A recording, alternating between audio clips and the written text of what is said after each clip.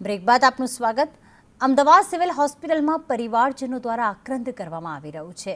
Plane ક્રેશમાં જેમણે સ્વજનો ગુમાવ્યા છે તે પરિવાર દ્વારા હૈયાફાટ રુદન કરવામાં આવ્યું છે।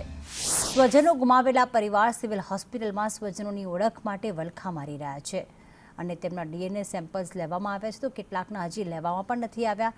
એની પાછળનું કારણ એ છે કે જે મુસાફરી કરતા હતા કે પછી જે લોકો ત્યાં આસપાસ હતા તેમના તો મૃતદેહો મળી આવ્યા છે, પણ એવા લોકો છે કે જે હજી સુધી ગુમ માનવામાં જ આવી રહ્યા છે। ન તેમના મૃતદેહો મળ્યા છે કે ન તેમની ભાળ મળી રહી છે।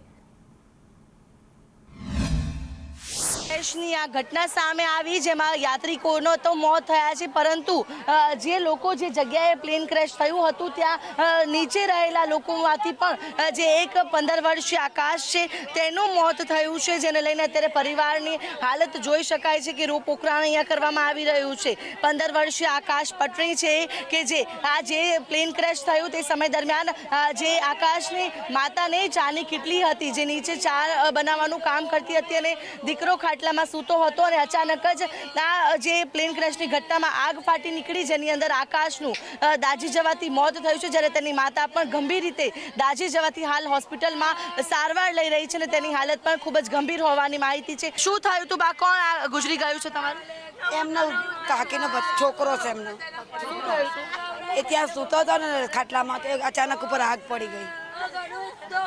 એની મમ્મી બચાવવા ગઈ, તેની મમ્મી બી દાઝી ગઈ। શું થાય છે તમારો?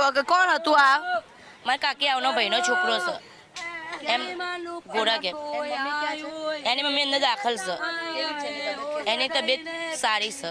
આ કોઈ પરિસ્થિતિને શબ્દોમાં પણ ન વર્ણી શકાય એટલી અહીંયા જે ખરાબ પરિસ્થિતિ છે કે હોસ્પિટલની બહાર આ જ પ્રકારના દ્રશ્યો જોવા મળી રહ્યા છે।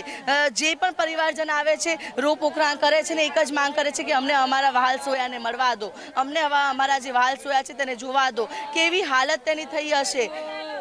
શું થયું? મારું બેન, મારો છોકરો ઓફ થઈ ગયો, મારી દેરાની સિરિયસ